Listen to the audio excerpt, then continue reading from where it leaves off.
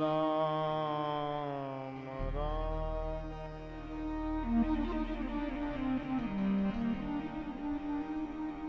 श्री राम राम भरताग्रज राम राम।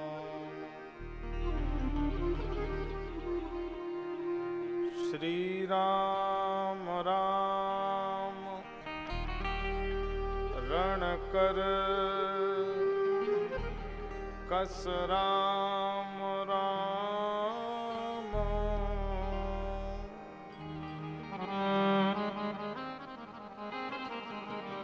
श्री राम राम शरणं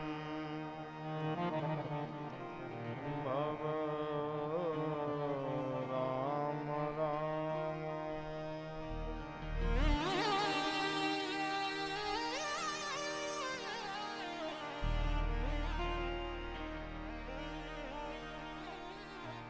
गंगा तरंग रमणी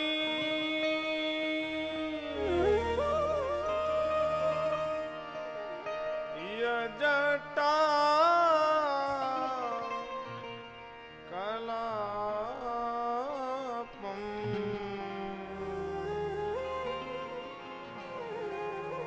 गौरी निरंतर विभू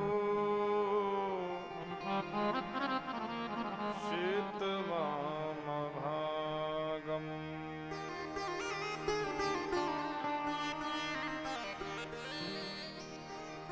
नारायण प्रियमनंगमदापहारम्। वाराणसी गुरुपतिं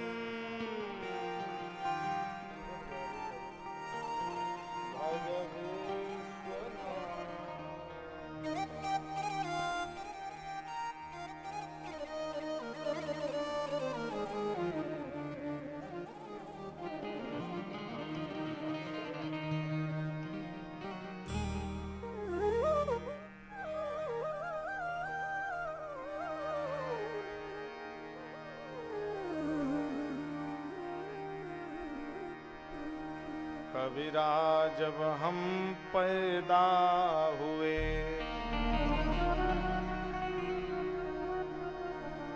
ये जग हंसे हम रोएं।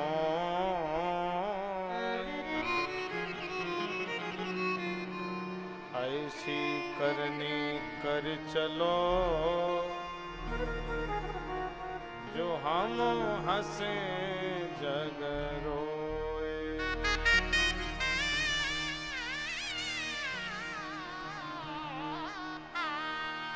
दान करे धन ना घटे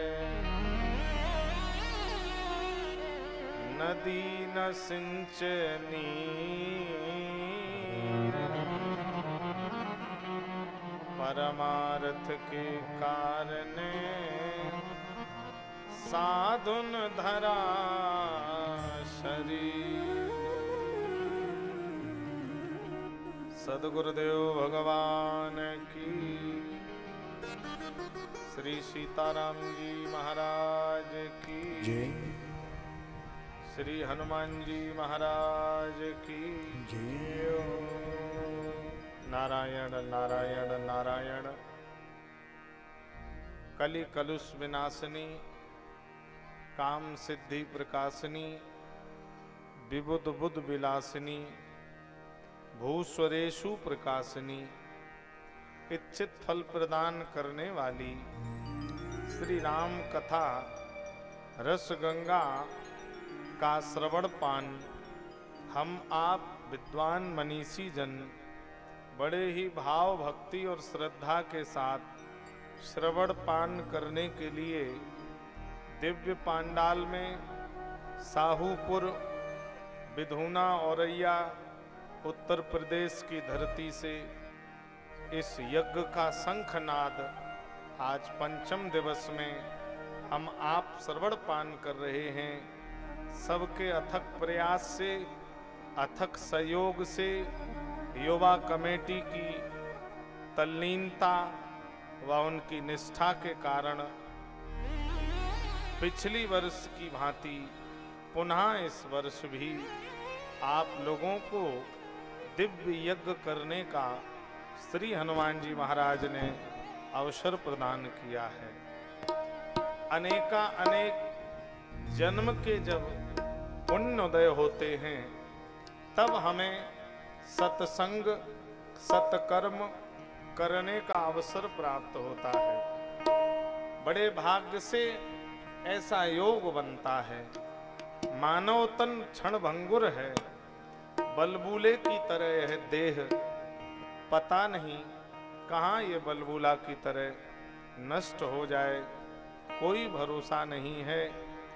84 लाख योनियों को भोगने के बाद जीव इस मनुष्य योनि में आता है। मनुष्य योनि परमात्मा की प्राप्ति की सबसे सुगम योनि मानी गई है। आत्मा और परमात्मा का मिलन इस मनुष्य योनि से बड़े ही सहजता से व्यक्ति प्राप्त कर सकता है। आइए सीधे कथामृत की ओर चलें, मिलकर हरि नाम संकीर्तन भाव के साथ।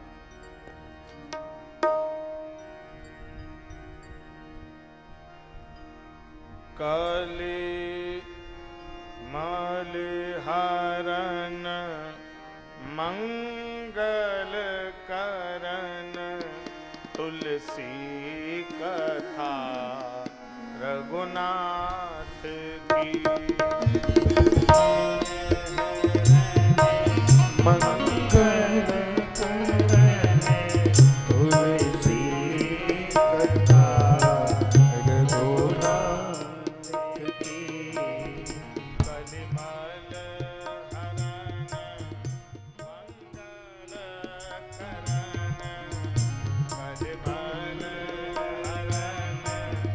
मंगल करन, कलिमल हरन मंगल करन तुलसी कथा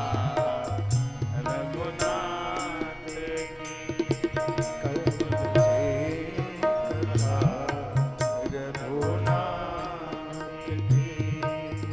श्री राम जी श्री जानकी, श्री राम जी श्री जानकी। सुनिए कथा रघुनाथ की, सुनिए कथा रघुनाथ की। मंगल करन तुलसी कथा रघुनाथ की। हरि जय हो। आइए प्रेम से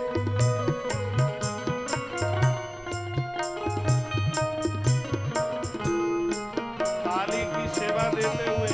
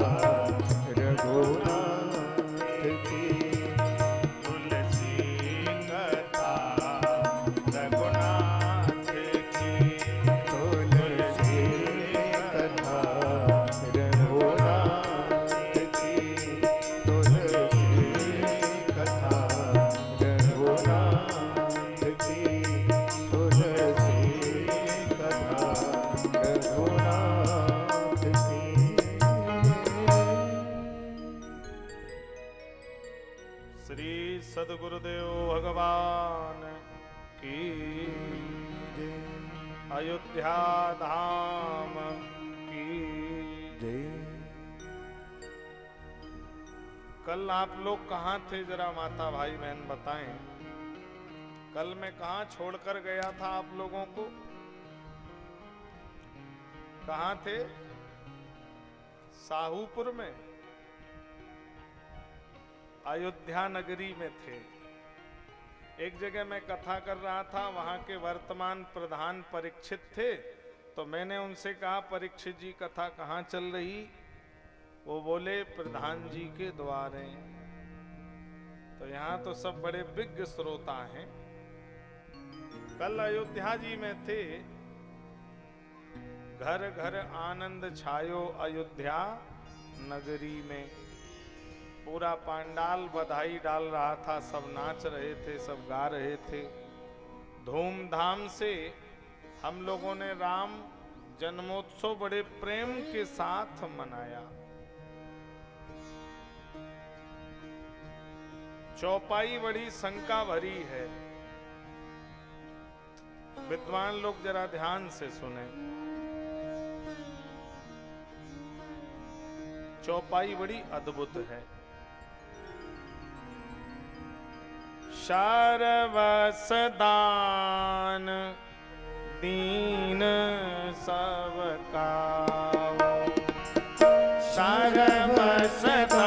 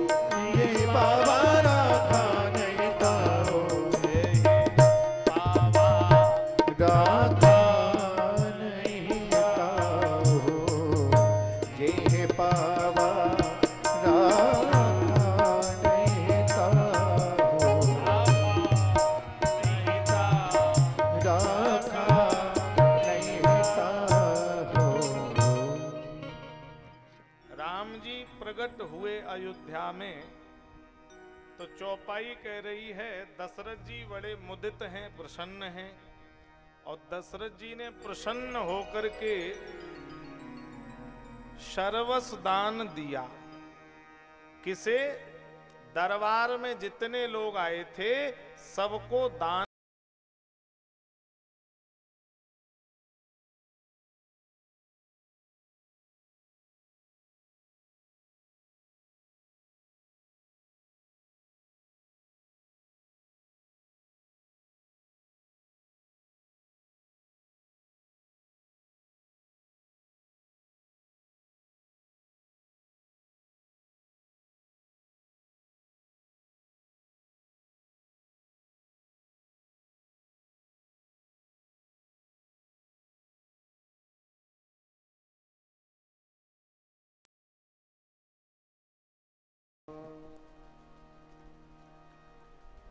सर्वस्व दान सबको दिया गया। आज विचार करिए, जेहि पावा राखा नहीं ताऊ। ऐसा कौन सा दान दशरथ जी ने दिया कि जिसने लिया वो अपने पास रख नहीं पाया। बात उलझ गई। भाई दान अगर लिया जाएगा तो कोई वापस क्यों करेगा? पर यहां तो जिसने लिया वो अपने पास रख ही नहीं पाया। फिर समझिए, राम जी क्षत्रियों के घर में आए। रिश्तेदार मामा मामी चाचा चाची सब क्षत्रिय हैं। दरबार में ब्राह्मण के 6 कर्म हैं, क्षत्रिय के 5 कर्म हैं। ब्राह्मण के 6 कर्म हैं, यज्ञ करना, यज्ञ कराना, शिक्षा पढ़ना, शिक्षा पढ़ाना, दान देना, दान लेना। क्षत्रिय के 5 कर्म हैं, यज्ञ करना, यज्ञ कराना, शिक्षा पढ़ना, शिक्षा पढ़ाना, दान देना, दान लेना क्षत्रिय का कर्तव्य नहीं है।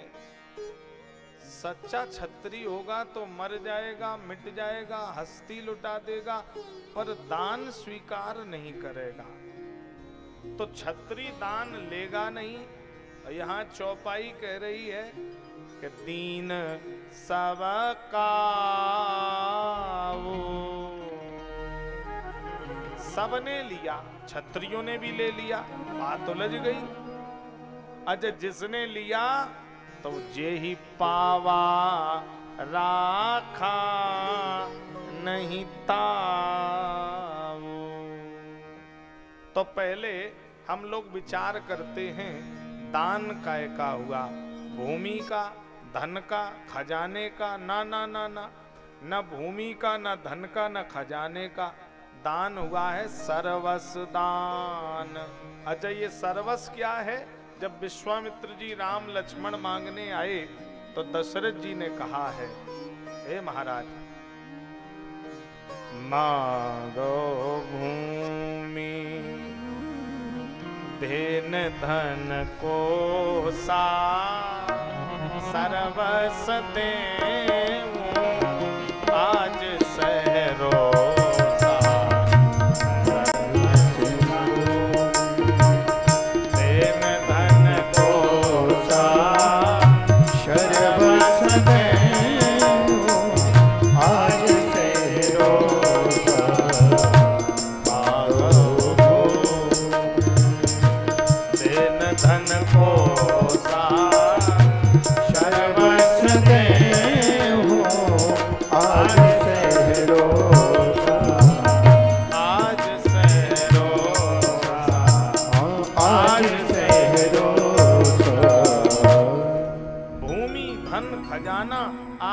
कहोगे मैं सब दे दूंगा, बोलो क्या चाहिए? दशरथ जी से विश्वामित्र जी ने कहा मुझे राम और लक्ष्मण चाहिए। तो दशरथ जी ने कहा कि सब सुत मोहे प्रिय प्राण की नाई, पर राम देत नहीं बनय गोसाई। हम सब दे देंगे लेकिन राम जी को नहीं दे पाएंगे। तो इसका मतलब भूमि धन खजाना दशरथ जी के लिए सर्वस्व नहीं है। दशरथ जी के लिए तो राम जी सर्वस्व हैं। इसको कम करा दो, आवाज फट रही है। भूमि धन कोसा, दशरथ जी के सर्वस्व राम जी हैं। राम। अच्छा, दान काय का हुआ? सर्वस्व का। तो राम जी सर्वस्व हैं। तो एक बात तो सिद्ध हो गई साहूपुर वालों के दरबार में जितने लोग आए थे सबकी गोद में राम जी दिए गए। और राम जी जिसने लिए वो रख नहीं पाया, ज्यादा देर नहीं रख पाया। क्यों? भय प्रगट कृपाला दीन दयाला कौशल्या हितकारी। मैया बोली इतने बड़े बनकर क्यों आए, छोटे बनो। माता पुन बोली सो मत डोली, तजहु तात यह रूपा। छोटे बनो, छोटे बन गए। मैया बोली ऐसे भी नहीं मांगा, रो तुम तो रोते ही नहीं हो। राम जी बोले तो आज हम रोए दे रहे, पर जिंदगी भर तुम ही रोओगी, फिर हम नहीं रोएंगे। आज तो हम रो देंगे लेकिन हम जिंदगी भर रुलाएंगे। सुन वचन सुजाना रोदन ठाना। तो राम जी रोए नहीं, रोदन ठाना। जैसे कहा जाए कि लड़ाई हो गई तो हो गई का मतलब हो गई, और कहा जाए लड़ाई हो नहीं गई, लड़ाई ठन गई। तो ठन गई में भूतकाल, वर्तमान काल, भविष्य काल तीनों में क्रिया एक ही है। हाँ, लड़ाई करना सरल है लेकिन लड़ाई को निपटाना कठिन काम होता है। हाँ, रात्रि में कुछ पता लगा मुझे, तो बंदर बालक एक स्वभाव, हाँ, तो एक जैसा स्वभाव होता है बालक और बंदर का। जहां होते हैं तो कहीं न कुछ गड़बड़ तो हो ही जाता है। तो मेरा निवेदन है, गंभीरता का विषय है। राम जी सबको दिए गए, जिसने लिया वो रख नहीं पाया। अद्भुत चर्चा है। आनंद 3 प्रकार के होते हैं, अति आनंद, ब्रह्मानंद, परमानंद। आज तक ये तीनों आनंद एक साथ किसी को नहीं दिए गए। केवट को भी एक आनंद मिला, अति आनंद उमग अनुरागा, केवट चरण पखारन लागा। अति आनंद। लेकिन ये तीनों आनंद अगर एक साथ किसी को मिले हैं तो इकलौते चक्रवर्ती सम्राट राजा दशरथ हैं।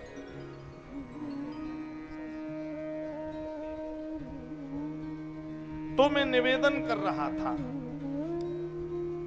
दशरथ जी को तीनों आनंद एक साथ प्राप्त हो गए। दशरथ पुत्र जन्म सुन काना, मानहु ब्रह्मानंद समाना। दशरथ जी दरवाजे पर आए, दरवाजे पर बाजा वालों से बोले बाजा बजाओ, बाजा बजाओ। बाजा क्यों बजाएं? बोले परमानंद पूर मन राजा, कहे वो बुलाए बजाओ बाजा। अब अयोध्या में घर घर में आनंद है। कौन सा आनंद है? अति आनंद अवध होए रहे वो, क्योंकि राम ही आनंद है और आनंद ही राम है। और जहां पर आनंद रूप में राम जी स्वयं आ जाएं तो वहां किसी आनंद की कमी नहीं है। वहां तो स्वयं तीनों आनंद उपस्थित हो गए हैं। तीनों आनंद अयोध्या नगरी में मनाए गए। अब भगवान के दर्शन के लिए बड़ी दूर दूर से लोग आ रहे हैं। इधर भोले बाबा मैया पार्वती से कह रहे हैं, क्या कह रहे हैं?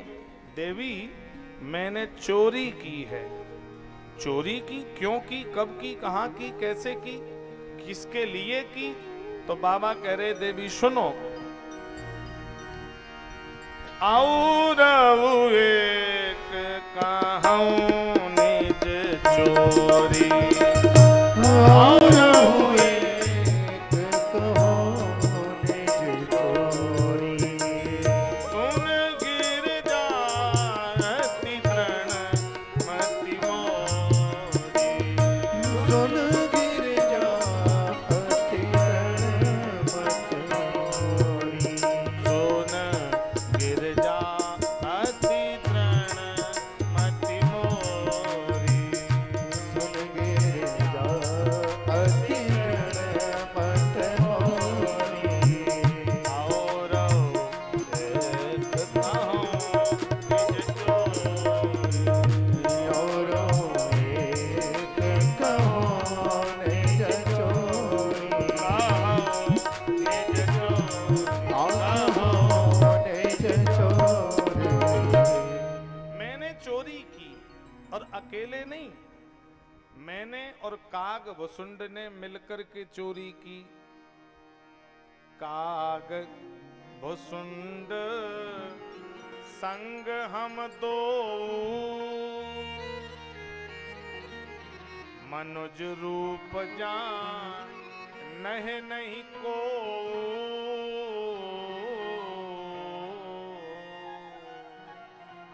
मैंने और काग भुसुंड ने चोरी की।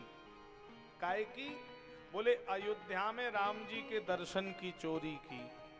आजकल जैसे नया नया विवाह हो और भाई लोग अपनी पत्नी से पहली बार मिलें, फर्स्ट मुलाकात पत्नी से हो, तो कमरे में अपनी पत्नी को बड़ी लंबी लंबी फेंकते हैं बैठ करके। कहते तुम्हें मालूम तुम्हारे भाग्य खुल गए। पत्नी कहती है ऐसा क्या है आप में जो हमारे भाग्य खुल गए? तो पति कहता कि वो जब झगड़ा रुरुगंज में झगड़ा हुआ था पिछली साल, इलाका सब तमाशा देख रहा था। पिछली साल रुरुगंज में वो झगड़ा हुआ, अखबार में टेलीविजन पर निकला, हम ही तो थे, हमने दरोगा खींच लिया था, हम अकेले।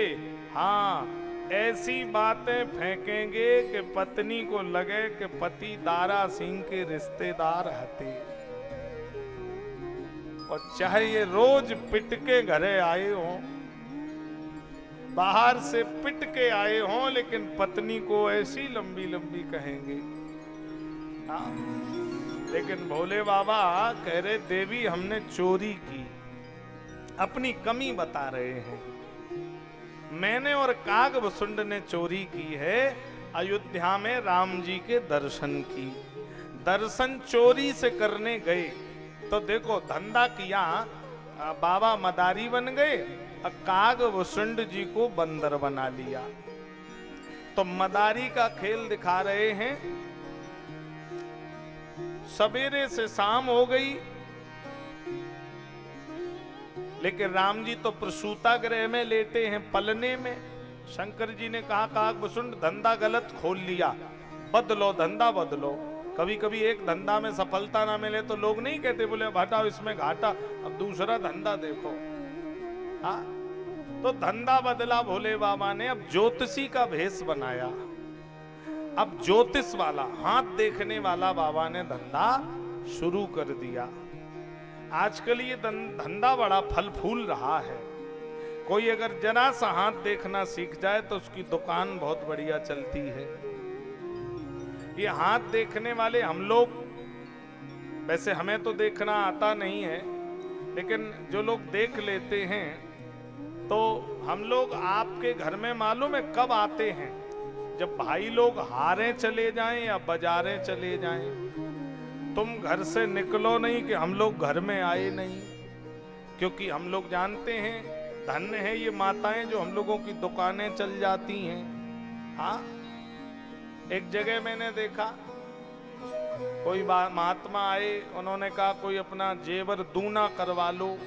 एक माता जी आई, जेवर उठा लाई पूरा, आटा में उसने दबा दिया, अगरबत्ती धूप बत्ती लगाई। बोले आंख बंद किए रहना जब तक हम ना कहें आंख मत खोलना, और बीच में आंख खोल दी तो जेवर गायब हो जाएगा, और हम कहें तभी खोलना तो जेवर दूना हो जाएगा। तो बेचारी आंख बंद किए बैठी रही और तब तक वो दूना करके गांव से तो बड़ी अद्भुत चर्चा। आज हाथ देखने वाले ज्यादातर लोग ये 4 बातें गिनती की बताते हैं। सुन लीजिए आप लोग भी, अगर ये 4 बातें हम आप लोगों को बता दें तो किसी पे दिखवाने की जरूरत नहीं, अपने हाथ से ही हाथ देख लिया करना। साहूपुर वालों बता दें, बोलो। अच्छा जैसे छोड़ो, फिर कभी मौका मिलेगा तब बता देंगे, अभी बताएं। कुछ लोग तो कह रहे महाराज जी पैसा लियो फिर ही नहीं आए। ना ना ना, बिल्कुल बताएंगे। कुछ लोग तो गणित लगा रहे हैं कि 17,000 रुपए रोज का खर्चा है कि 15,000 रोज का है। बड़ा मामला गड़बड़ है भाई। अच्छा सुन लीजिए, बताए देता हूं आपको।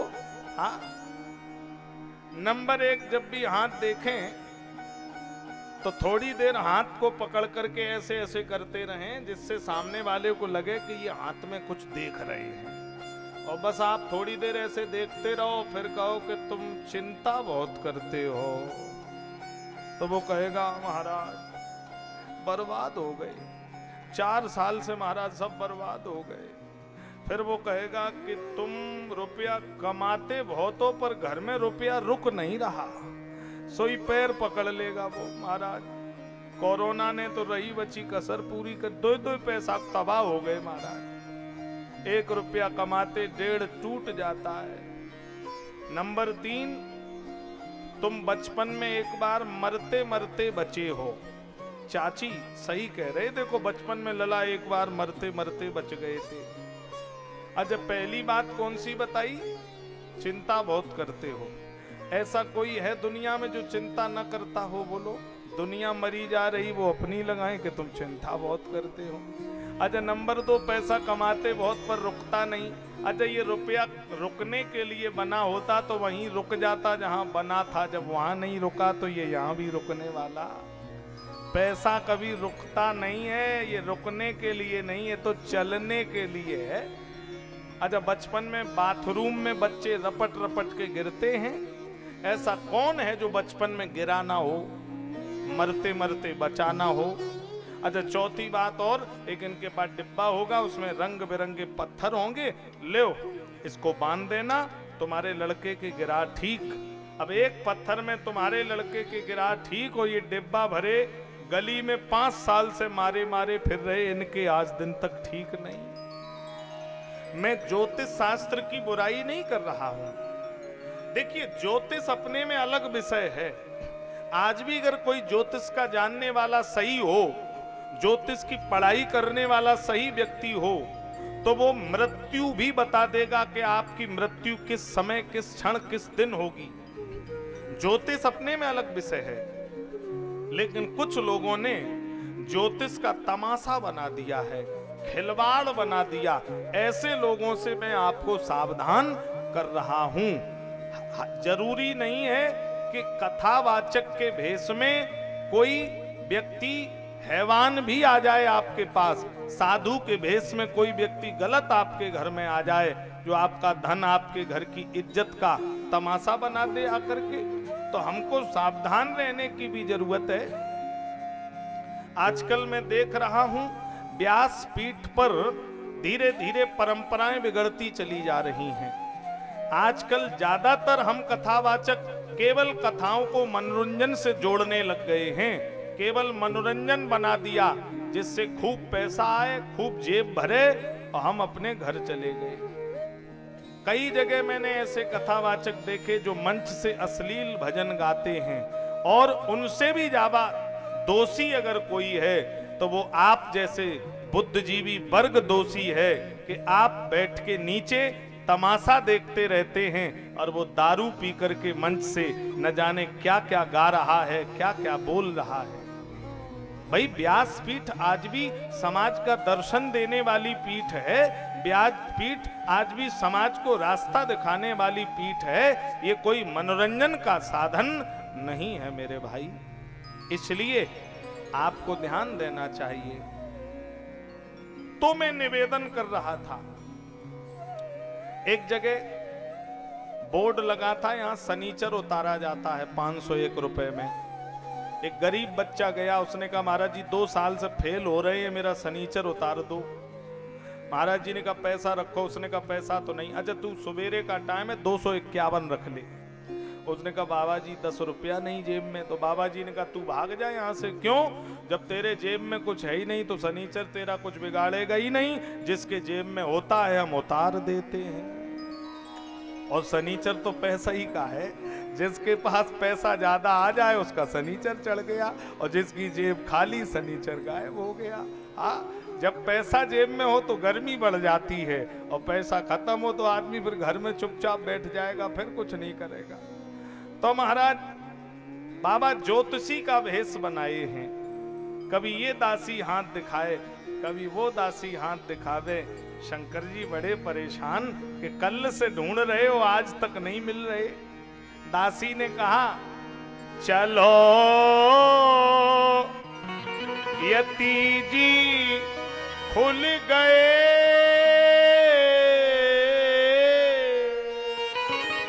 आज तुम आए भाग।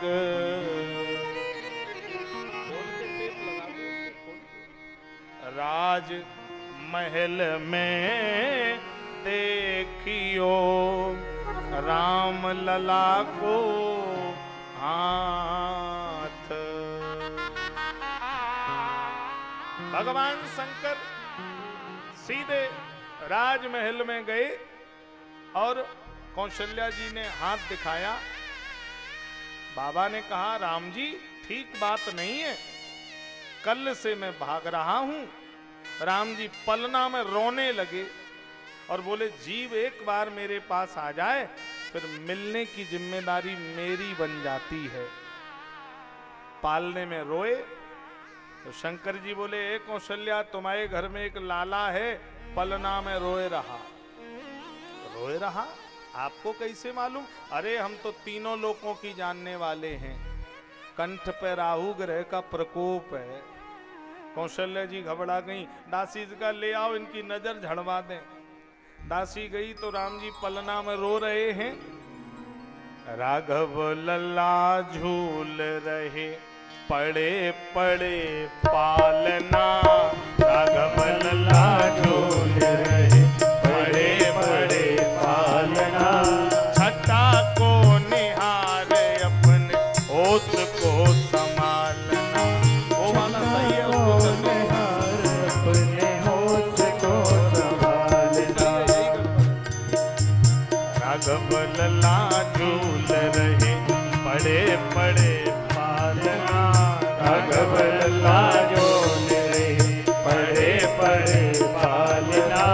छटा को निहार अपने होश को संभालना, छटा को निहार अपने होश को संभालना। हरि बोल।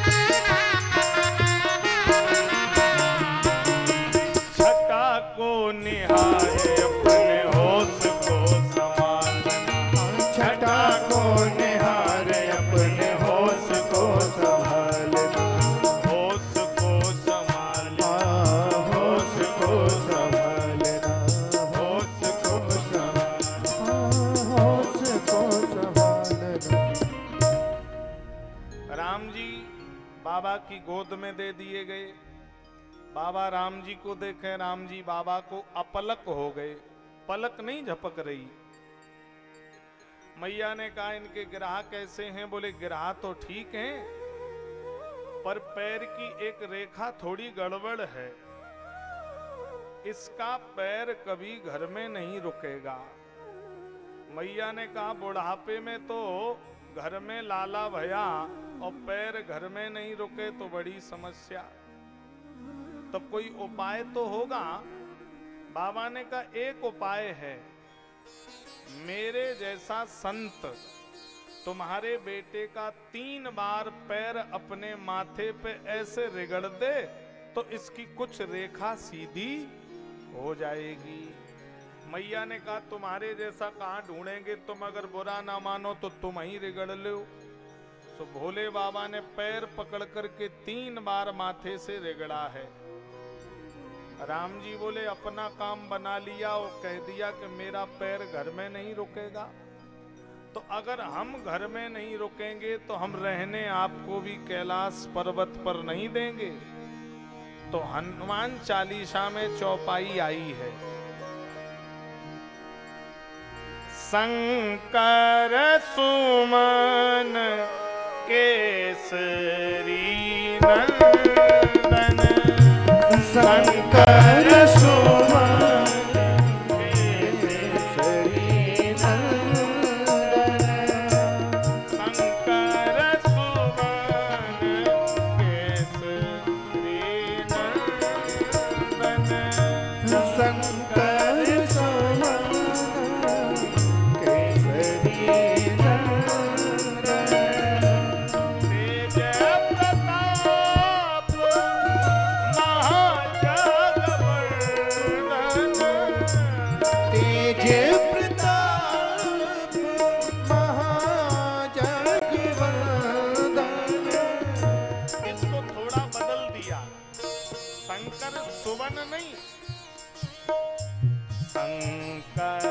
स्वयं केसरी नंदन, शंकर स्वयं केसरी नंदन, शंकर स्वयं केसरी नंदन, शंकर स्वयं केसरी नंदन। स्वयं हनुमान बनकर के राम जी के साथ वनवासी बन के रहे हैं। अब थोड़े बड़े हुए भगवान, भोजन करत बोले जब राजा,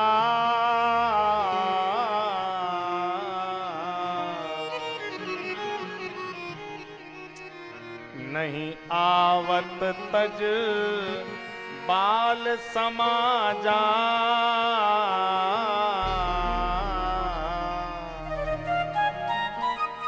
नहीं आ रहे भगवान।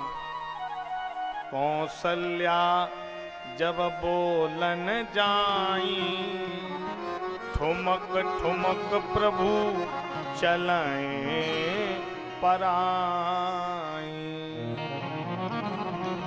राजा बुलाते हैं तो भगवान नहीं जाते हैं, मैया बुलाती है तो दौड़े दौड़े चले जाते हैं। क्यों? भगवान कह रहे कोई राजा बनकर के बुलाता है तो मैं नहीं स्वीकार करता, प्रेम ते प्रगट हो ही मैं जाना। प्रेम से कोई बुलाए तो मैं दौड़ा चला जाता हूं। यहीं से भगवान शिक्षा अध्ययन करने गए हैं।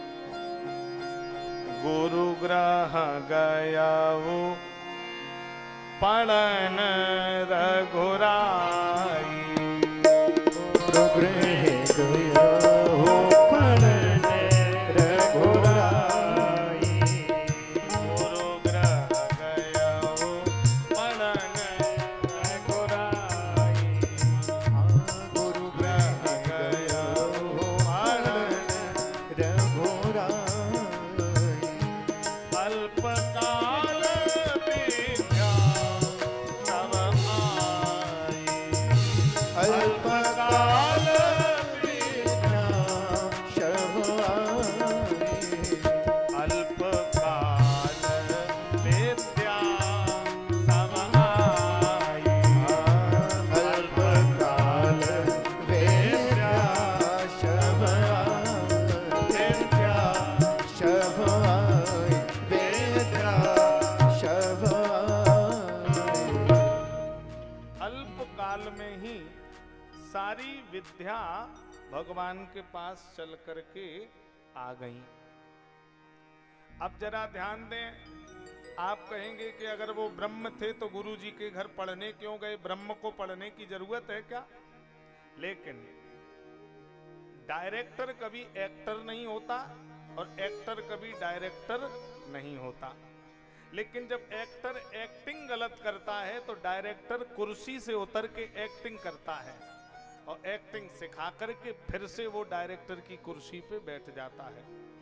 जीवात्मा एक्टर है, परमात्मा डायरेक्टर है। और जब ये जीवात्मा एक्टिंग भूल जाता है तो परमात्मा ही एक्टर बनकर राम कृष्ण हनुमान की एक्टिंग करके रंगमंच दुनिया का पाठ सिखा करके फिर से वो डायरेक्टर की जगह पर चला जाता है। राम कृष्ण तय को बड़ो तिनहु ने गुरु कीन, तीन लोक के नाथ हो सो गुरु के आधीन। गुरु जीवन में बहुत अनिवार्य है। हाँ? परिश्रम करे कोई कितना भी, लेकिन परिश्रम करे कोई कितना भी, लेकिन कृपा के बिना काम चलता नहीं है। कृपा के बिना काम चलता नहीं है। परिश्रम करे कोई कितना भी, लेकिन परिश्रम करे कोई कितना भी, लेकिन कृपा के बिना काम चलता नहीं है। कृपा के बिना काम चलता नहीं। हरि बोल।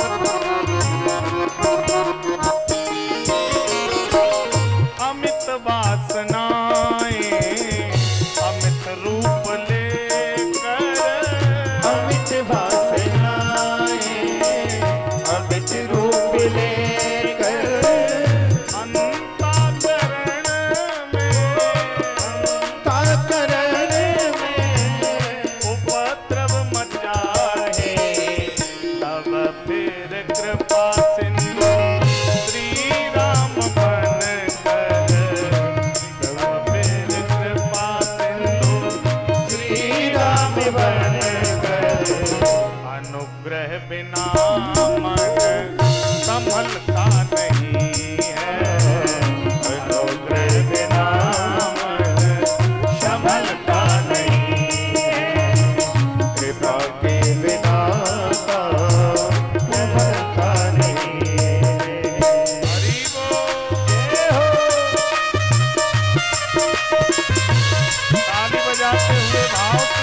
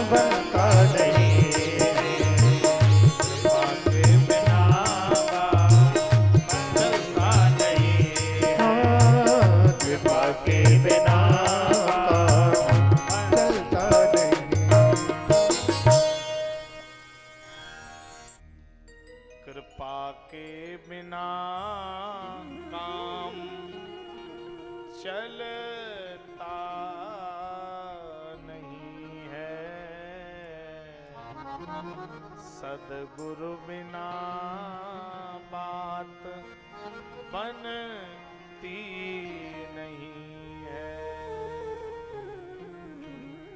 भगवान ने गुरु बनाए, बंदों गुरु पद पदम परागा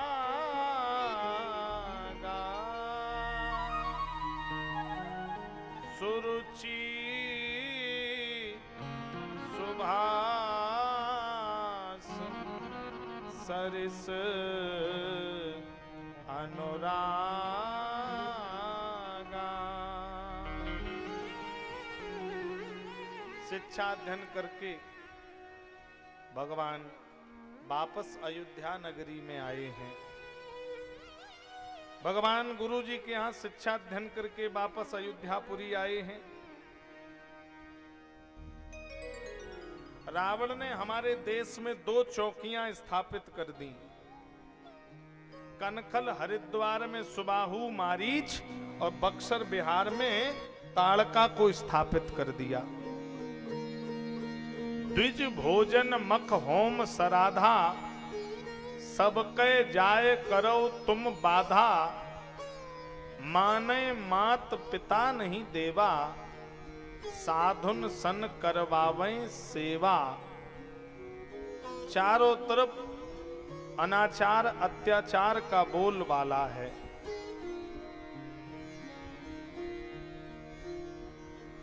अत्याचार अनाचार का बोलबाला है। भगवान बाल लीलाएं कर रहे हैं। सरयू के तट पर खेलने के लिए गए हैं। चारों भाई पावन सरयू के तट पर।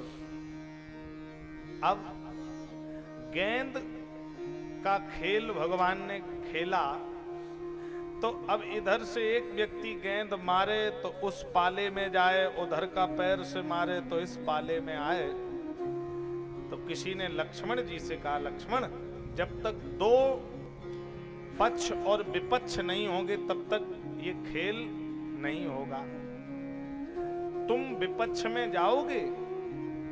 लक्ष्मण जी ने कहा, मैं राम जी के विपक्ष में कभी नहीं जा सकता। मुझे राम जी के विपक्ष में जाना ही नहीं, चाहे खेल हो या ना हो। ये लक्ष्मण जी की निष्ठा है। बोले प्रभु के विरोध में नहीं जा सकता। अच्छा, अब लक्ष्मण जी ने मना कर दिया तो बिना विपक्ष के खेल होगा नहीं। तो लक्ष्मण जी के साथ भरत जी खड़े हैं। भरत जी से पूछा, आप विपक्ष में जाएंगे? भरत जी ने कहा, मैं विपक्ष में जाने को तैयार हूं। क्यों? बोले, मैं चाहे पक्ष में जाऊं या विपक्ष में जाऊं, मुझे इससे कोई मतलब नहीं। मैं इसलिए विपक्ष में जाऊंगा कि मेरे राम जी का खेल पूरा हो जाए, बस राघव का खेल हो जाए, कैसे भी हो जाए, इससे मुझे मतलब नहीं कि मैं पक्ष में हूं या विपक्ष में हूं। तो बोले, विपक्ष में क्यों जाना चाहते हो? भरत जी ने कहा, पक्ष वाले से विपक्ष वाले को फायदा ज्यादा है। पक्ष वाला राम जी की पीठ देखेगा और विपक्ष में रहने वाला राम जी का मुंह देखेगा। तो मुझे राम जी का मुंह दिखता रहे तो मैं विपक्ष में भी खड़ा रहने को तैयार हूं, बस राघव का मुंह दिखता रहे। ये प्रेम है। प्रेम कहता है, राजी हूं मैं उसी में जिसमें तेरी रजा है। मुद्दई लाख बुरा चाहे तो क्या होता है, वही होता है जो मंजूरे खुदा होता है।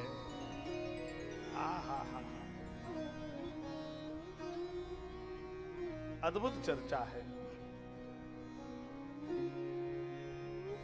भगवान के नाम गुरुदेव भगवान ने जब रखे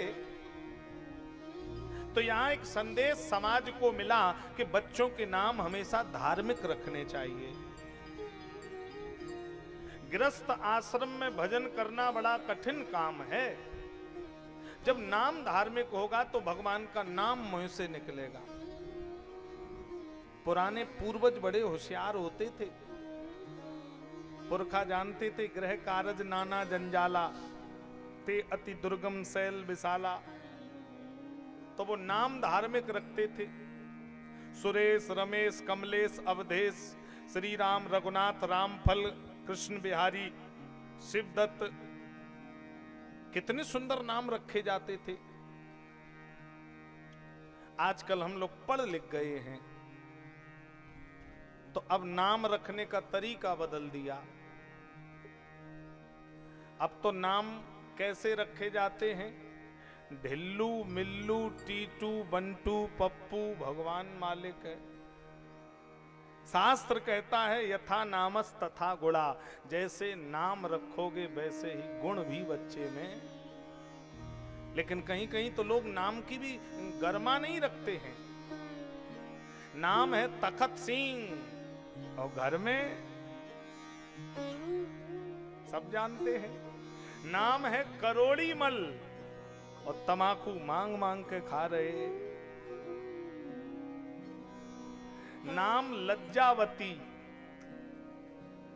चौराहे पे मुंह खोल के खड़ी, तो काय की लज्जावती। नाम की गरिमा होनी चाहिए।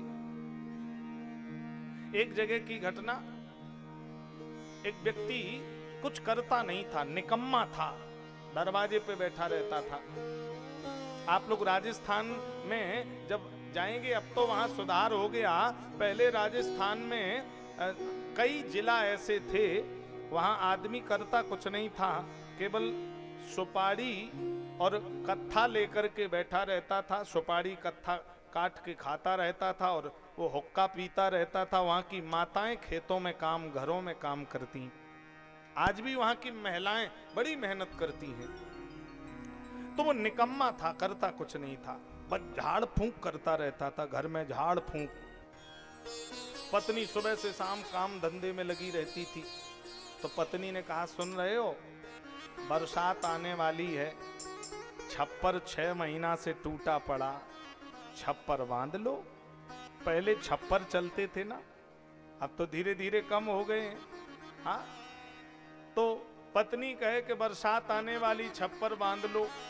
वो ना सुने, सवेरा हो तो झाड़ फूंक करने दरवाजे पे बैठ जाए और कहे आकाश बांधूं, पाताल बांधूं, मरघट का बेताल बांधूं। पत्नी ने मूसल उठाया और पीछे से आई, पीठ में दिया, दरवाजे से भागा गली में। क्या कर रही है? पत्नी बोली आज छोड़ेंगे नहीं। क्यों? छप्पर 6 महीना से नहीं बांध रहा और पाताल और बेताल बांध रहा।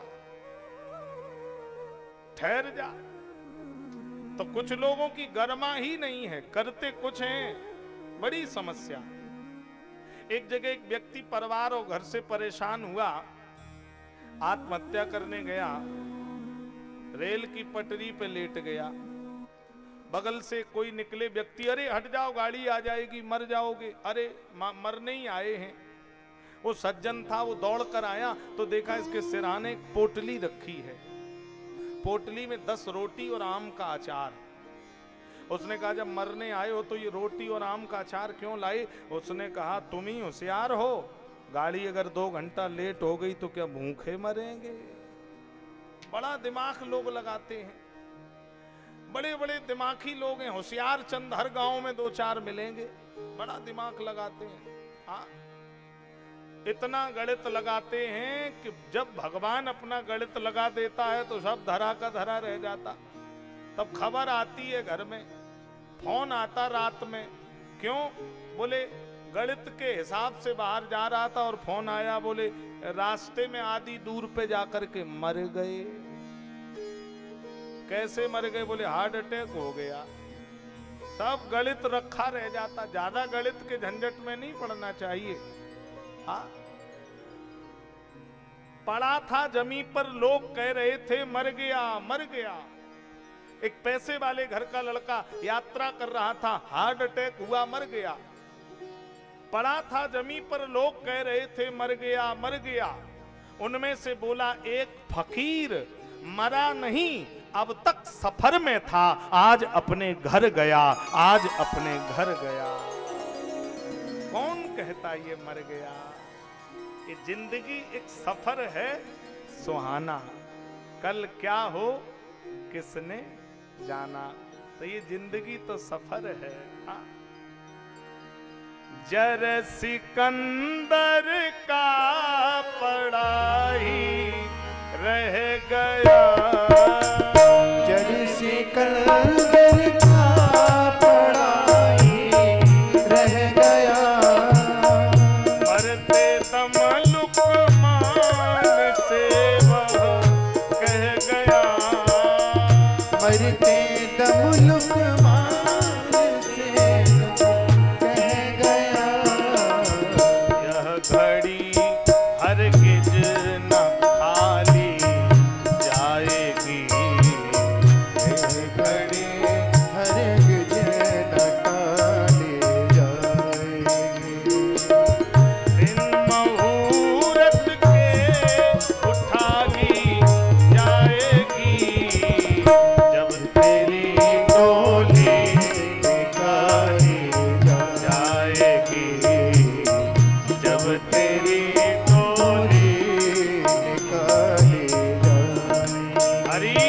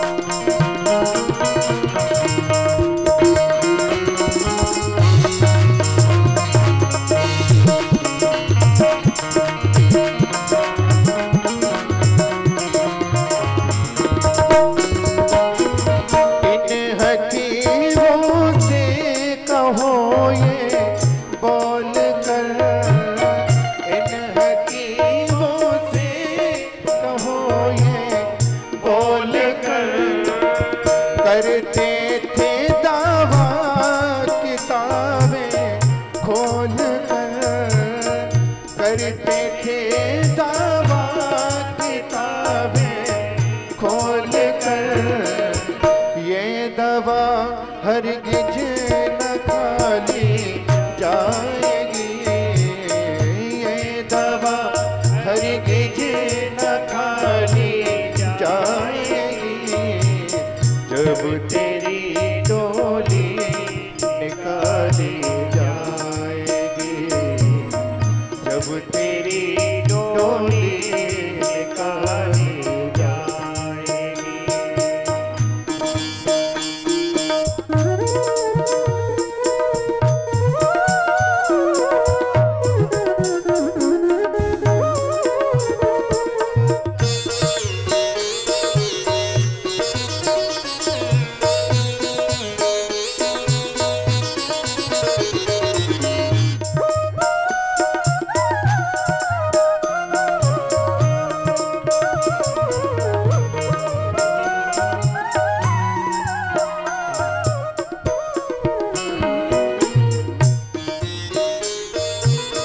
श्री सिकंदर का यहाँ शब्द कह गया, श्री सिकंदर का यहाँ शब्द कह गया।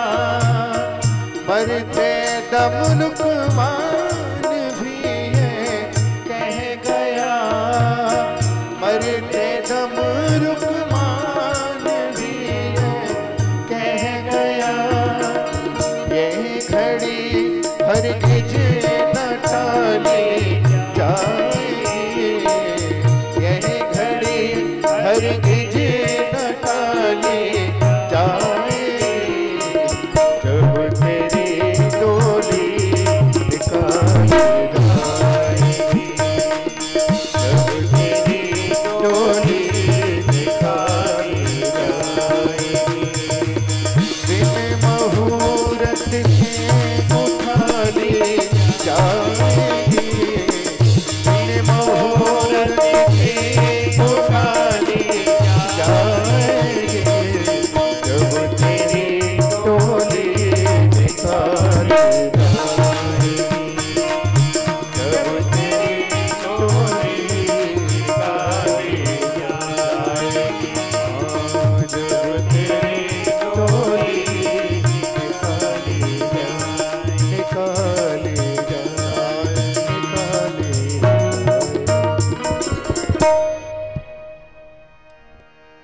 जाने कितने महारथी इस जग में आए चले गए।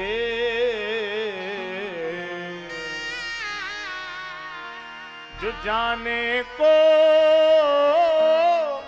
तैयार न थे, पछता पछता कर चले गए।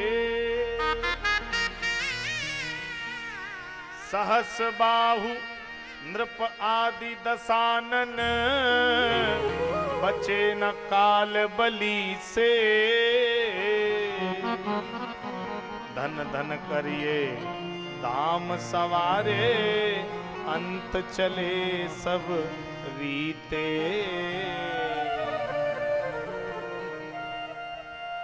सबको एक ही घाट पर जाना पड़ेगा। नाक से बहेगा नाला, आंख में तनेगा जाला, लकड़ी से पड़ेगा पाला, जरासी जिंदगानी में। इस जिंदगी का कोई भरोसा नहीं है। जिंदगी में जिंदगी का राज पाना चाहिए, जिंदगी में जिंदगी को मुस्कुराना चाहिए। जिंदगी में जिंदगी की शर्त यदि पूरी ना हो तो जिंदगी को जिंदगी से रूठ जाना चाहिए। क्या वो जिंदगी है जिसमें शर्तें अधूरी रह जाएं?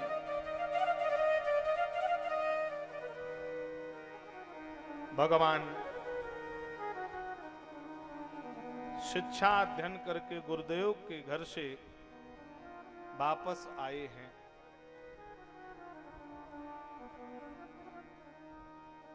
रावण ने 2 चौकियां स्थापित कर दी, कनखल हरिद्वार में सुबाहु मारीच, बक्सर बिहार में ताड़का। उस समय भारत ऋषि परंपरा से विश्व का धर्म गुरु था। अनादिकाल से भारत विश्व गुरु रहा है। कितने बार हमारे भारत देश पर आक्रमण हुआ, कितने बार भारत देश की अस्मिता को खंडित किया गया, कितने बार हमारी संस्कृति को कुचला गया, कितने बार देश के टुकड़े किए गए, लेकिन फिर भी हम सनातनियों ने पराजय नहीं मानी। अफगानिस्तान भारत से तोड़ दिया गया, पाकिस्तान, बांग्लादेश 1947 में, तमाम लोग आज भी गवाह हैं जिनके सामने देश का बंटवारा हुआ। नेपाल, ये सब अखंड भारत का हिस्सा था। कितना कुचक्र करके हमारे देश के साथ अनादिकाल से छल किया गया। उस समय त्रेता युग में किसी राज सत्ता ने रावण का विरोध नहीं किया। अगर रावण का विरोध अगर किसी ने किया तो एक महात्मा निकल करके आगे आया। गादी तन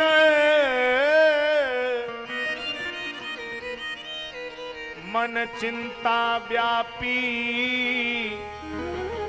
हरि बिनु मरहि न निश्चर पापी।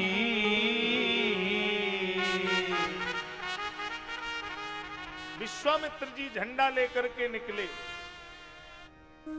और जब कलयुग में अंग्रेजों के आतंक से देश जूझ रहा था, उस समय किसी राज सत्ता ने विरोध नहीं किया। उस समय भी एक महात्मा आगे निकला, महात्मा गांधी। आज आजादी का बिगुल भारत देश में रफ्तार पकड़ता चला गया। और मैं कहना चाहता हूं, इलेक्ट्रॉनिक मीडिया के माध्यम से लाखों लोग इस कथा को देख रहे हैं। आप भी जानिए अपने भारत का इतिहास। आप कल के भारत हैं, आपको जानने का अधिकार है। 750 वर्ष मुगलों ने हमारे देश को रौंदा, 250 वर्ष अंग्रेजों ने भारत पर शासन किया। लेकिन आप भाग्य की सराहना करना, जो अंग्रेज कहीं से भूले भटके उनके जहाज आपके देश की तरफ आ गए थे, तो समुद्र का रास्ता भूल गए और भारत देश की ओर वो घुस आए। अगर अंग्रेज भारत में ना आए होते तो आज आपके नाम के पीछे कोई खान या मोहम्मद लगा होता, आज अपनी पहचान आप बचाने लायक न रहते। ये मैं दावा आपसे कर रहा हूं। वो तो अंग्रेजों की वजह से आप उस कलंक से बच गए। और अंग्रेजों ने हमारे देश से सोना चांदी को लूटा, लेकिन अंग्रेजों ने हमारी संस्कृति को नहीं लूटा। अंग्रेजों ने कोई मंदिर तोड़ करके चर्च नहीं बनाए। अंग्रेजों ने कोई मंदिर के बगल में चर्च खड़े नहीं किए। अंग्रेजों ने कोई क्रिश्चियन धर्म जबरन नहीं लोगों को अंदर अपनाने के लिए दबाव बनाया। अंग्रेजों ने हमें टेक्नोलॉजी दी। अंग्रेज हमें रेलवे लाइन दे करके गए, जो भारत की लाइफ लाइन है। अंग्रेज हमें पुल, नदियों पर रास्ते, सड़कों का निर्माण की टेक्नोलॉजी दे करके गए। अंग्रेज हमें संविधान की व्यवस्था कैसे होती है वो प्रक्रिया सौंप करके गए। नहीं तो भारत देश के साथ सबसे ज्यादा अगर किसी ने विश्वासघात किया है, मुगल आक्रांताओं ने किया, जिन्होंने हमारी संस्कृति को भी कुचला, हमारे देश से सोना चांदी, हमारे देश की अस्मिता, माता बहनों की इज्जतों को तार तार करने में कोई कसर नहीं छोड़ी। और आज जब हमारे देश में आतंकवाद चरम सीमा पर है, तो मैं दावे से कह सकता हूं कोई राज सत्ता, कोई राजनेता, कोई राज पार्टी इसका खात्मा नहीं कर पाएगी। क्योंकि वोट बैंक का डर है, कहीं वोट बैंक हाथ से न चला जाए। कोई राज सत्ता इसका खात्मा नहीं कर पाएगी। मैं दावा कर रहा हूं, जब तक हमारे देश में सिद्ध महात्मा, सिद्ध साधु इस देश में निकल कर के झंडा लेकर आगे नहीं बढ़ेंगे, तब तक इस देश से आतंकवाद का निपटारा नहीं होगा। नोट कर लेना, क्योंकि संतों का वसुधैव कुटुंबकम, सारा संसार घर द्वार है। वे अपने हरिद्वार के लिए प्राण की बाजी भी दांव पर लगाएंगे। हमारे देश के ऋषि मुनि कहते हैं, क्षण भंगुर जीवन की कलका, कल प्रात को जाने खिली न खिली, कलिकाल कुठार लिए फिरता, तन नम्र पे चोट झिली न झिली, रटले हरि नाम अरि रसना, फिर अंत समय में हिली न हिली। लेकिन आजकल के राजनेताओं की भी थोड़ी भाषा सुन लें।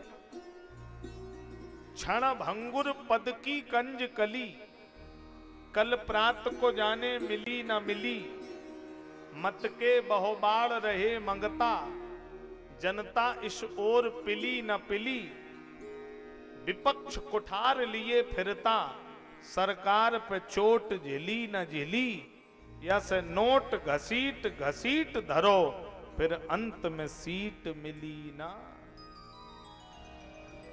एक एक राजनेता पर हजार हजार करोड़ का घोटाला लगा है। आप देख लीजिए उठा करके राजनेताओं की, जो गरीबी पर राजनीति करते हैं, उनकी मालूम दिल्ली और बंबई जैसे शहरों में 500-500 करोड़ की कोठियां खड़ी हैं। एसी के कमरों में से वो गरीबों का हित के लिए बिगुल बजाते हैं। वो क्या जाने गरीबी की क्या अस्मिता है। मैं उड़ीसा में कथा करने गया 5-6 वर्ष पहले। उड़ीसा में, हम लोग तो पूरे देश में जाते हैं, भिन्न भिन्न संस्कृति हमारे देश की है, भिन्न भिन्न खान पान है, अनेकता में एकता भारत का दर्शन है। उड़ीसा में कोरापुट जिला है। कोरापुट जिला नक्सल प्रभावित क्षेत्र है। मैं वहां प्रवचन कर रहा था तो सीआरपीएफ के कैंप में मुझे 1 घंटे के लिए आमंत्रण किया गया कि भारत के अर्धसैनिक बलों को देश के लिए कुछ बोलिए, उनके अंदर जज्बा पैदा करिए। मुझे सब्जेक्ट दिया गया भारत माता पर कुछ बोलिए आकर के। मैं वहां 1 घंटे तक भारत माता पर बोल रहा था, देश प्रेम के ऊपर बोल रहा था। वहां एक 19 वर्ष के सीआरपीएफ के जवान ने प्रश्न किया। उसने कहा, महाराज जी मेरा प्रश्न है, भारत में जय जवान जय किसान का नारा देकर के दिल्ली के तख्त पर कितनी सत्ताएं आईं और कितनी गिरी, लेकिन जय जवान जय किसान से अपनी रोटियां सेकने वाले राजनेता तो अरबपति हो गए, लेकिन जवान और किसान की आज वही की वही स्थिति है।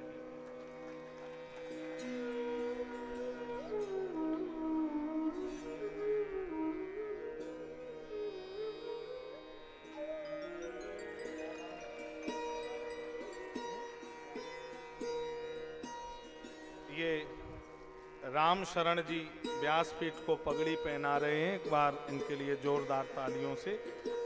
और ये व्यासपीठ को वस्त्र भेंट कर रहे हैं, इनके लिए जोरदार तालियों से अभिनंदन कर दें।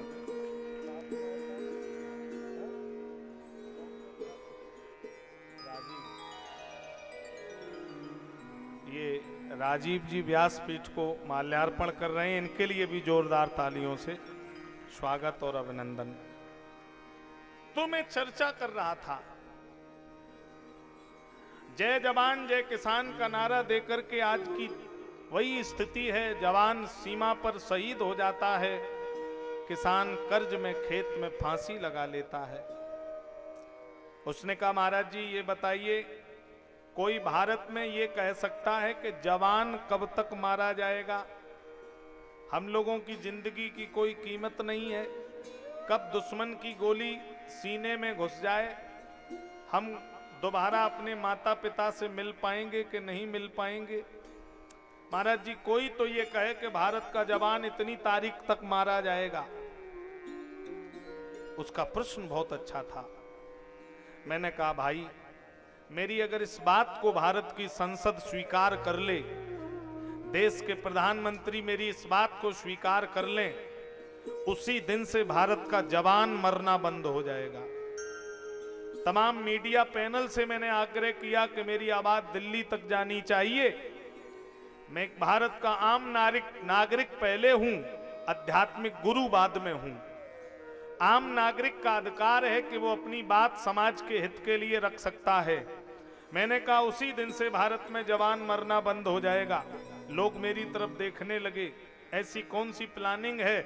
मैंने कहा गारंटी की प्लानिंग है, आप भी सुन लीजिए। मैंने कहा जितने भी राजनेता हैं, बड़े बड़े राजनेता हैं, इनके लड़कों को भारत की फौज में भर्ती करके सीमा पर खड़ा कर दिया जाए, उसी दिन से सेना मरना बंद हो जाएगी।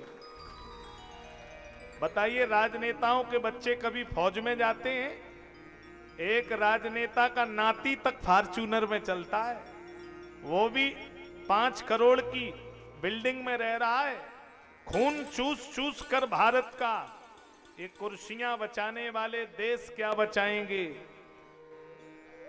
आज रक्षक ही भक्षक बने देश के, मौज चमचे उड़ाएं तो मैं क्या करूं? आप बताइए, कितने दंगे हो जाते हैं, कितनों की जानें चली जाती हैं पॉलिटिक्स के चक्कर में। राजनेता का बच्चा अमेरिका पढ़ने जाता है। जब एक संविधान हमारे देश में है, तो एक कानून हमारे देश में है, तो एक शिक्षा नीति भी हमारे देश में होनी चाहिए, एक व्यवस्था हमारे देश में होनी चाहिए। मैं कटु शब्द बोल रहा हूं। प्राइमरी स्कूल में पढ़ाने वाला टीचर 80,000 रुपए तनख्वाह है उसकी। आप कभी उसके घर झांकना, 80,000 रुपए जो टीचर तनख्वाह सरकार से ले रहा है, वो अपना बच्चा पढ़ाता कहां है? प्राइवेट स्कूल में पढ़ाता है। तनख्वाह वो 80,000 सरकार की ले रहा, लेकिन वो अपना बच्चा प्राइवेट में, क्योंकि प्राइवेट सेक्टर में शिक्षा अच्छी है, सरकारी सेक्टर की शिक्षा बिगड़ गई है। एक सरकारी डॉक्टर जिसको 1.25 लाख रुपए तनख्वाह मिल रही है, जब उसका बच्चा बीमार होता है तो वो इलाज कराने कहां भागता है? प्राइवेट सेक्टर में। क्योंकि प्राइवेट सेक्टर में ईमानदारी से, मेहनत से वो काम कर रहा है। और सरकारी सेक्टर में क्या व्यक्ति ईमानदारी से काम करना चाह रहा है? अगर सरकारी सेक्टर का कर्मचारी ईमानदारी से, मेहनत से काम करना शुरू कर दे, तो प्राइवेट सेक्टर की ओर लोगों को ना भागना पड़े, सरकारी अस्पताल में भी इतना अच्छा इलाज मिल जाए कि उसे विदेश में इलाज के लिए ना जाना पड़े। और मैं कहता हूं कि राजनेताओं पर प्रतिबंध होना चाहिए जो ये विदेश में इलाज कराने जाते हैं। जरा सी बीमारी हुई, राजनेता विदेश में भाग गया, और हमारे देश का किसान गरीब सरकारी अस्पताल में पर्ची लेके लाइन में खड़ा है। जो वोट देकर के जो विधायक और सांसद की ताकत आपको देता है, वो प्रजा का साधारण व्यक्ति सरकारी अस्पताल में दम तोड़ देता है। एक शिक्षा, एक नीति, एक व्यवस्था लागू होनी चाहिए। जहां अमीर का इलाज होगा, वहीं गरीब का इलाज होगा। तब इस देश को सही मायने में न्याय मिलेगा मेरे भाई। विश्वामित्र जी निकल करके आगे आए। गादि तनय मन चिंता व्यापी, हरि बिन मरे न निश्चर पापी। विश्वामित्र जी दशरथ जी से राम लक्ष्मण को मांगने लगे। दशरथ जी ने हाथ जोड़े हैं।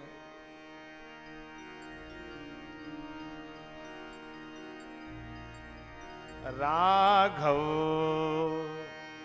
को मैं न दूंगा, राघव को मैं न दूंगा, मुनिनाथ मरते मरते, मुनिनाथ मरते मरते, मुनिनाथ मरते मरते, मुनिनाथ मरते मरते, मेरे प्राण ना रहेंगे, मेरे प्राण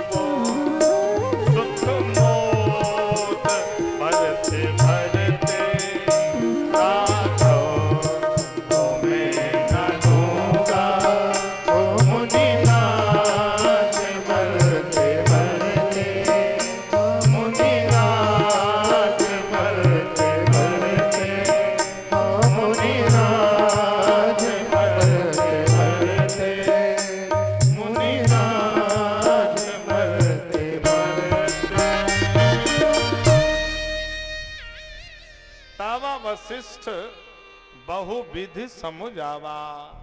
वशिष्ठ जी आए, बोले दशरथ ये राम तुम्हें काहे से मिले थे? यज्ञ से मिले थे। विश्वामित्र काय की रक्षा के लिए ले जा रहे हैं? यज्ञ की रक्षा के लिए ले जा रहे हैं। तो जिस राम ने यज्ञ से तुम्हें जीवन दिया, आज उस यज्ञ को राम की जरूरत है, दे दो। तब वशिष्ठ बहुविध समुझावा।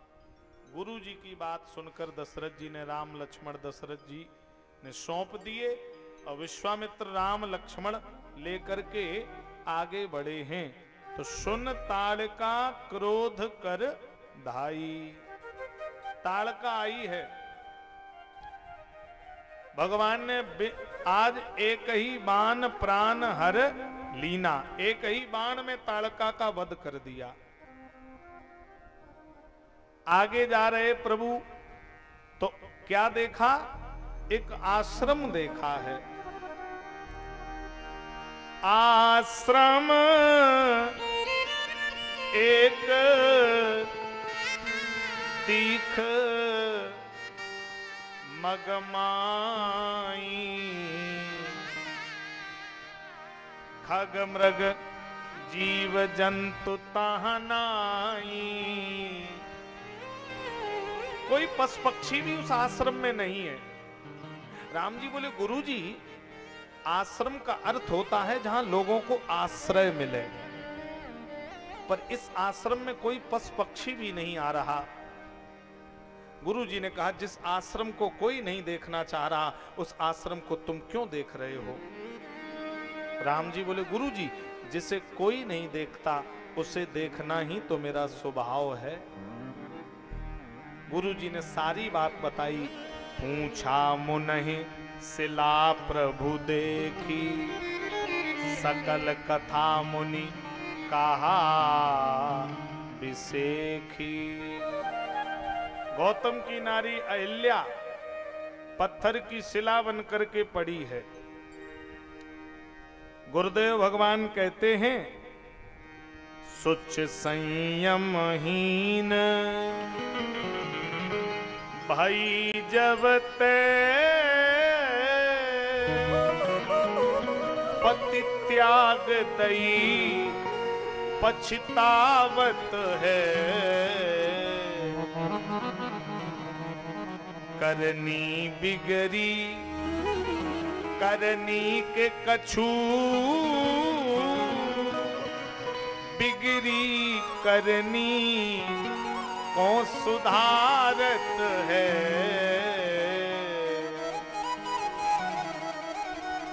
तन तैत मुनतीय सिलासी भई, मन ते नहीं और निहारत है।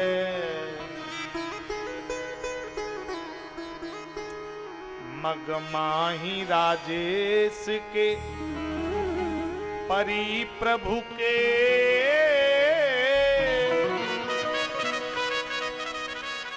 पगनी रज की रज चाहत है। रज काम में अगर जुड़ जाए, काम में रज निकलता है। काम में रज जुड़ेगा तो पतन करेगा, और भगवान में रज जुड़ेगा तो पावन करेगा। काम में रज पतन और भगवान में रज पावन करेगा। काम में मन लगेगा, संसार के काम वासना में अगर मन टिक गया तो पतन होगा, और परमात्मा की भक्ति में मन लग गया तो पावन हो जाएगा। अब रज से अहिल्या का पतन हुआ और भगवान की चरण रज से अहिल्या का उद्धार हो गया। गोस्वामी जी कहते हैं चरण रज पड़ते ही अहिल्या प्रकट हो गई। पर शतपद पावन शोक न सावन प्रगट भई, तप पुंज सही देखत रघुनायक जन सुखदायक सन्मुख होए कर जोरे अति प्रेम अधीरा पुलक शरीरा मुख नहीं आवय बचन कही अतिशय बड़भागी चरणन लागी जुगल नयन जलधार बही अति निर्मल पानी आसुत ठानी ज्ञान गम्य जय रघुराई मुनि श्राप जो दीना अति भल कीना परम अनुग्रह में माना एहि भांत सिधारी गौतम नारी बार बार हरि चरण परी बार बार हरि चरण परी हर बार बार हरि चरण परी अतिशय बड़भागी चरणय लागी जुगल नयन जल धार बही भगवान के चरणों में अहिल्या लिपट गई और आज भगवान ने अहिल्या का उद्धार कर दिया है। चले राम लक्ष्मण मुनि संगा कहाँ गए राम जी लक्ष्मण जी गए जहां जग पावन गंगा गए जहाँ जग पावन गंगा गए जहां जग पावन गंगा गए जहां जग पावन गंगा चले राम लक्ष्मण मुनि संगा चले लक्ष्मण मुनि संगा चले राम लक्ष्मण मुनि संगा चले राम लक्ष्मण मुनि संगा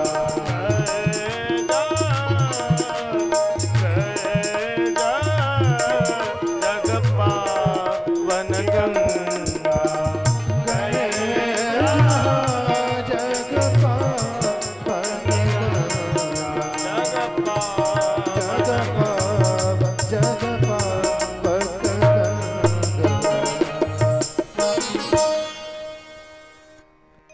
गए जहां जग पावनी गंगा गुरु जी के साथ और यहीं पर समाचार मिले क्या मिथिला में अकाल पड़ा नई लीला हुई मिथिला में अकाल पड़ गया। अच्छा मिथिला का अकाल दूर कैसे हुआ?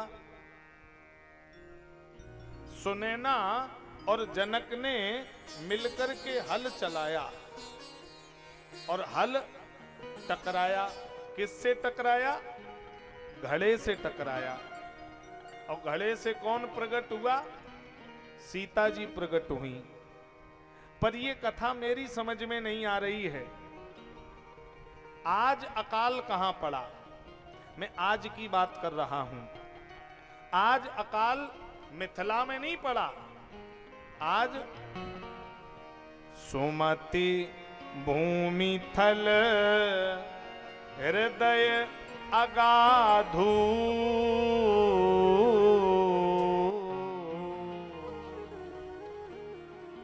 हृदय की भूमि में सूखा पड़ गई है। भाई भाई को नहीं चाहता, पड़ोसी पड़ोसी को नहीं चाहता, परिवार परिवार को नहीं चाहता। हृदय में सूखा पड़ गई है। अब ये हृदय की सूखा दूर कैसे हो? सद्बुद्धि रूपी विदेहरा जनक, सूक्ष्म दृष्टि रूपी सुनैना मिलकर के जब विचार का हल चलाएंगे तो ये हल कहां टकराएगा? घड़े में टकराएगा। अच्छा, घट में टकराएगा। घट माने घड़ा भी और घट माने हृदय भी होता है। जब कोई गहराई से किया हुआ विचार का हल हमारे हृदय रूपी घट में टकरा जाता है और वो हृदय सूखा जब घट में टकराता है तो सूखा हृदय भक्ति से भर जाता है और भक्ति ही सीता है, वो उसका हृदय में प्राकट्य हो जाता है, हृदय में प्रकट हो जाती है भक्ति। मिथिला में धनुष यज्ञ का आयोजन है। गुरु जी के पास चिट्ठी आई है। राम जी लक्ष्मण जी गुरु जी के साथ जा रहे हैं मिथिला की तरफ, धनुष यज्ञ में शामिल होने जा रहे हैं। धनुष यज्ञ सुन रघुकुल नाथा,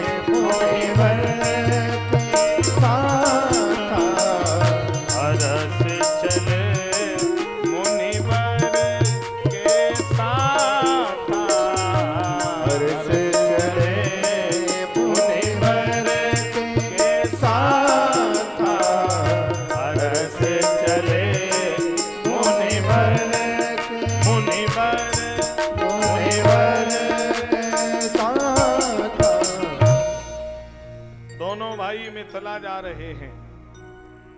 मुनि आगमन सुना जब राजा, मिलन गयऊ लय विप्र समाजा। विप्र बंदों ने वेद ध्वनि गाई है और राम लक्ष्मण और गुरु विश्वामित्र को लेकर के जनक जी आज राजभवन में आए हैं। रात्रि राम और लक्ष्मण जी ने विश्राम किया। अब सवेरा हुआ तो मन है राम जी का, क्या मन है राम जी का कि मिथिला घूम आते। मिथिला बड़ी अच्छी नगरी है, पहली बार आए हैं तो थोड़ा घूम लें। लेकिन गुरु जी कथावाचक हैं, क्रोधी स्वभाव के हैं, गुरु जी थोड़े स्ट्रिक्ट हैं। हाँ, तो राम जी बोले गुरु जी से कौन कहे, गुरु जी तो भेजेंगे नहीं। तो राम जी ने गुरु जी से कहा, क्या कहा? गुरु जी क्या है? वो लक्ष्मण हमसे कह रहे हैं। लक्ष्मण कह रहे हैं? क्या कह रहे हैं? गुरुजी वो लक्ष्मण ये कह रहे हैं कि मिथिला घूम आते। गुरुजी बोले मिथिला घूमने का क्या मतलब है? लखन हृदय लालसा बिसे की, जाय जनकपुर आइए देखी। मेरा मन नहीं, गुरुजी वो लक्ष्मण कह रहे हैं। तो तुम क्या करने आए हो? जाओ तुम्हार आयसु मैं पावूं नगर दिखाए, तुरत ले आवो। अगर आप आज्ञा दे दो तो हम लक्ष्मण को नगर दिखा करके तुरंत ले आवे, हम तुरंत ले आएंगे। गुरुजी ने कहा तुम मिथिला पहले कभी आए हो? बोले हम पहली बार आए गुरुजी। तो जब तुम पहली बार आए हो तो मिथिला घुमाने का ठेका कैसे ले रहे हो? लक्ष्मण जी, राम जी बोले गुरुजी वो लक्ष्मण वो। गुरुजी ने कहा सुनो, ये ऐसे ही सफेद नहीं हुए। जितने नए वाले भाई लोग हैं ध्यान से सुन लें, ये बूढ़े वालों को पागल समझते हैं। बूढ़े वालों को लोग पागल समझने लगे। फिरोजाबाद की एक घटना है, 15-20 लड़के रोज आगरा मेडिकल कॉलेज पढ़ने पैसेंजर गाड़ी से जाते थे और छुट्टी होने के बाद पैसेंजर से ही वापस आते थे। एक दिन विद्यालय में छुट्टी विलंब से हुई, पैसेंजर छूट गई। स्टेशन पर 15-20 लड़का, बंदर लड़का, एक सुबाऊ, 10-15 लड़के जहां हो वहां कोई उपद्रव तो मिनटों में हो जाएगा। हाँ, और रात्रि में लड़कों का उपद्रव देखा ही था आप लोगों ने। हाँ, अब एक लड़के ने कहा घबराओ नहीं, ये सुपरफास्ट गाड़ी है, इसमें ही चढ़ जाओ। सुपरफास्ट गाड़ी में चढ़ गए। अब एक ने कहा ये रुकेगी नहीं फिरोजाबाद, अब बताओ अब यही होता रहेगा। उसने कहा तुम चुप रहो, ये चेन लगी, चेन खींचेंगे। अरे चेन खींचोगे पर मुकदमा लग जाएगा और सजा होगी, जुर्माना होगा। हमने पहले ही कहा था इसकी बात में आओगे तो सब कैरियर खराब। उसने कहा हम हैं, तुम क्यों परेशान हो? ऊपर एक बूढ़े बाबा लेटे थे। लड़के ने कहा कि इन बाबा का नाम लगा देंगे, कह देंगे बाबा ने चेन खींची, हम तुम 15, हमारी तुम्हारी मानी जाएगी। वृद्ध बाबा बेचारे घबरा गए, उनके तो बड़ा दिमाग। अच्छा बोले कुछ नहीं, बुजुर्ग चुपचाप सुनते रहे। एक लड़के ने कहा अगर फिर भी पकड़ गए तो रुपया ले दे के, मान लो पुलिस वालों से छूट जाएंगे, रुपया इकट्ठा करो। अब किसी की जेब में 150, किसी की जेब में 200। पुलिस से दोस्ती भी खराब है और दुश्मनी भी खराब है। वो दोनों तरफ से चाकू है, खरबूजे पर गिरे या खरबूजा चाकू पर गिरे, बर्बाद दोनों पार्टियों को ही होना है। अब लड़कों ने पैसा इकट्ठा किया तो 2300 रुपए इकट्ठे हुए। एक काली जैकेट पहने थे, उसकी जेब में ऊपर रख दिए। चेन खींची तो जीआरपी और टीटी ने डिब्बा घेर लिया। पकड़ो पकड़ो, किसने चेन खींची? सुपरफास्ट गाड़ी। अब उस लड़के ने कहा हमने पहले ही कहा था इसने मरवा दिया, और कर लो। हाँ, कैरियर खराब। उसने आंखें दिखाई, तुम फिर बोले, जब हम कह रहे हम हैं तुम क्यों परेशान हो? सर हम बता रहे चेन किसने खींची। सर ये बूढ़े बाबा लेटे, इन्होंने चेन खींच दी। रास्ते भर से हम लोग समझा रहे और पता नहीं कब चेन खींच दी। तुम लोग बोलते क्यों नहीं, मरवा दिया बाबा ने। पीछे वाले धीरे से बोले हाँ सर, हाँ खींची तो इन्हीं ने है। अब बुजुर्ग को पकड़कर नीचे उतारा पुलिस वालों ने। जुर्माना लगेगा, सजा होगी, बुढ़ापे में दिमाग ठिकाने आ जाएगा। क्यों खींची चेन? एक सिपाही ने कहा सर पूछ लो, बुजुर्ग है, चेन खींची भी कि नहीं, ये बताओ तुमने चेन खींची? बुजुर्ग ने हाथ जोड़ करके कहा सर चेन खींची तो हमने ही है।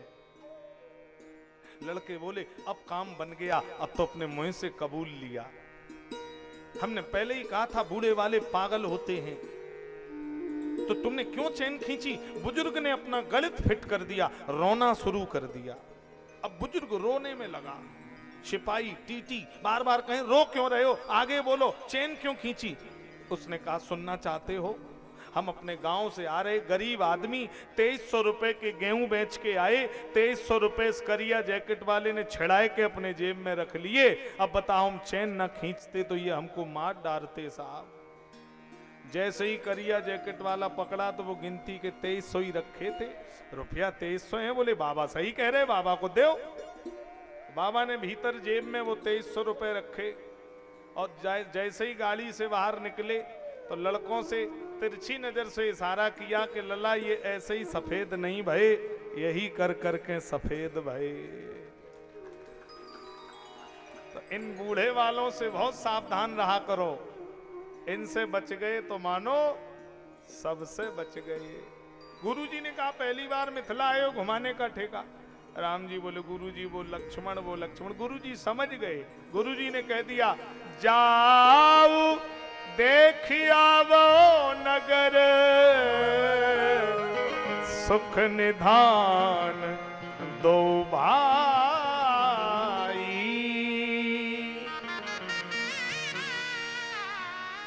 चले जाओ, करो सुफल सबके नयन, ये सुंदर बदन दिखाए।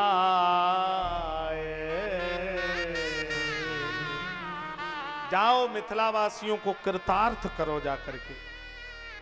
अब दोनों भाई मिथिला की गलियों में जा रहे हैं।